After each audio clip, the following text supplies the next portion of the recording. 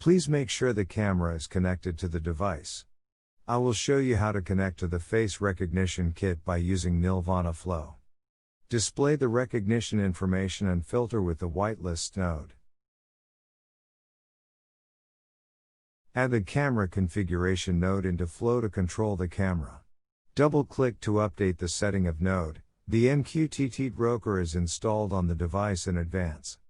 The only thing you need to do is to input localhost to the server field. Don't forget to deploy after each modification. Once you've set up the camera, add the face recognition node to connect the face recognition kit. Receiving the image data from the camera by choosing localhost 1883. Fill with the workstation's IP to connect the activated face recognition kit on the workstation. Add the image preview node to display the recognized face position and name.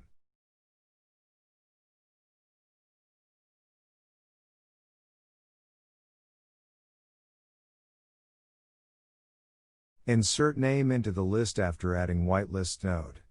It will display the name of recognition data that matches the list.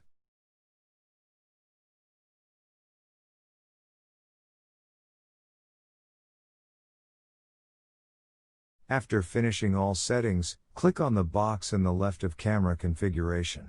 You will see the recognized face position and name display under the image preview in whitelists.